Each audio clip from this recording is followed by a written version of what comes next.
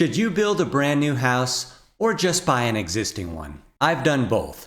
So today, I'm comparing the two options head to head to see how they stack up across 8 categories, and in the end, I'll declare a winner. Let's get straight to the first category, customization. This one is no contest. One of the main advantages of building a house is the ability to customize the design to meet your specific needs and taste. This includes things that would be hard or impossible to change on an existing home, like the layout, the number of bedrooms and bathrooms, and the architectural style of the house. Not to say that you can't renovate an existing home to get closer to your ideal design, but it's way easier to customize a house that you're building from scratch. The second category is time frame. Again, this one isn't close. An existing home is already built, so you can move in right away. On the other hand, the time frame for completing a new build is unpredictable and hard to plan around. It can take years to complete a new property, and you gotta remember that you're gonna have to pay to live somewhere else during the course of construction. Also keep in mind that new builds almost always have some unforeseen delays and unexpected expenses. I can personally confirm this, as permit approval and supply chain issues delayed my new build by over a year. So if you can't wait at least 12 to 18 months for a house to be built, it's probably best to buy an existing home.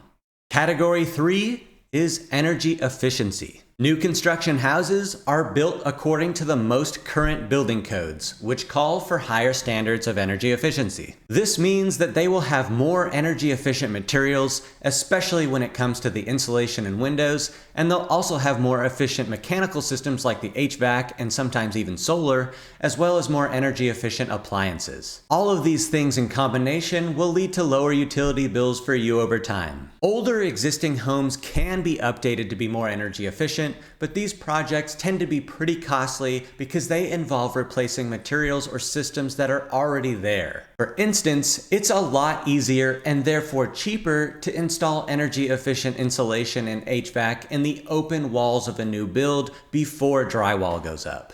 The next category is location. So in general, existing houses are more likely to be located in more desirable neighborhoods with established communities and businesses, whereas most new builds are located in newer developments where there never seem to be any trees. If you want to live in a specific neighborhood because of its great schools, its shopping or entertainment options, or its public transportation, then buying an existing home in that neighborhood is the most straightforward way to provide you with those benefits. Now, it is possible to build a new home in an established neighborhood if you're able to find a vacant lot that you're allowed to build on, but keep in mind it's probably going to be pretty expensive just to buy the land.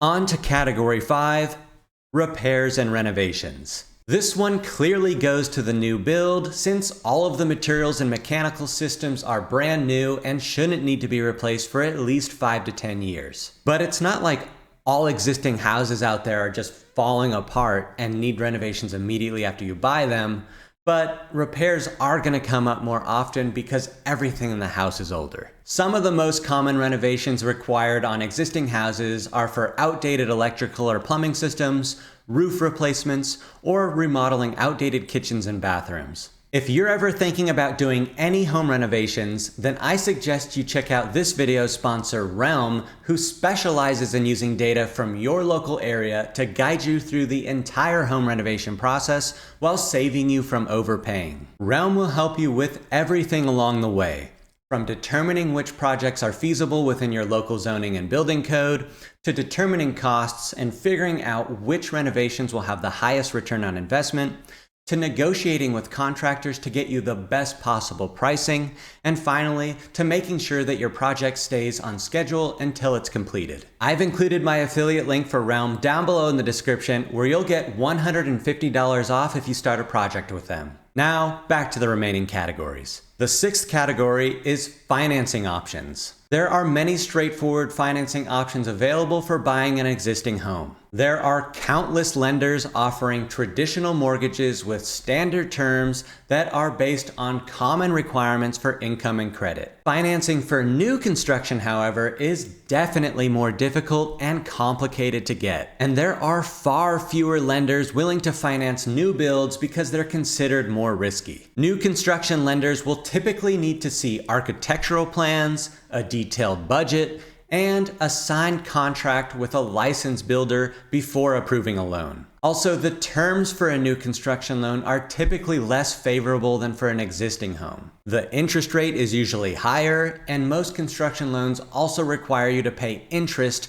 during the entire construction process, and that interest does not go towards any loan repayment. If you're interested in learning more, I have several videos detailing the process for how to get approved for a new construction loan. The next category is safety. Again, new houses are built to the latest building codes, which typically means that they are safer than older existing homes. So for instance, the structure of a new build is more likely to hold up in areas with a high snow load or frequent earthquakes. And new builds located in areas with a high risk of wildfires are typically required to have fire-resistant exterior siding materials and interior sprinkler systems, while new builds in hurricane-prone areas will require windows that can withstand high winds. Older homes can be retrofitted to be safer, but that usually comes with a hefty price tag. And that brings us to the final category, the cost. I admit, this one's up for debate.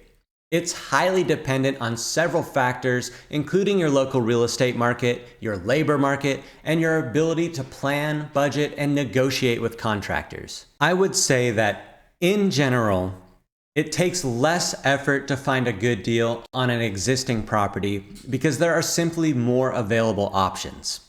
However, if you put in the time in doing your research and you negotiate well with contractors to stay on a strict budget, it's definitely possible to build a good quality new house for less than the cost of buying an existing one. I know this because that's what I did on my new build. And I didn't do any of the construction or project management myself. Now don't get me wrong, this wasn't easy and it took a lot of time and effort. If you're interested in learning more about my process, make sure to subscribe and check out my previous videos on how to build a home from scratch. So I'm calling the cost category a tie, which means that building a new house edges out buying an existing home 4 categories to 3. Now, I know building a house won't be feasible for everyone because most people do need a place to live right now and they can't wait for years for a house to be built. But if you are in a situation where you can wait and you're able to secure financing, then designing and building a home from scratch can be one of the most rewarding experiences that you'll have, and in the end, you'll have a home that is perfectly suited to your needs and style. With all that said, thanks for watching. Make sure to like and subscribe for more real estate and investing content, and I'll see you in the next one.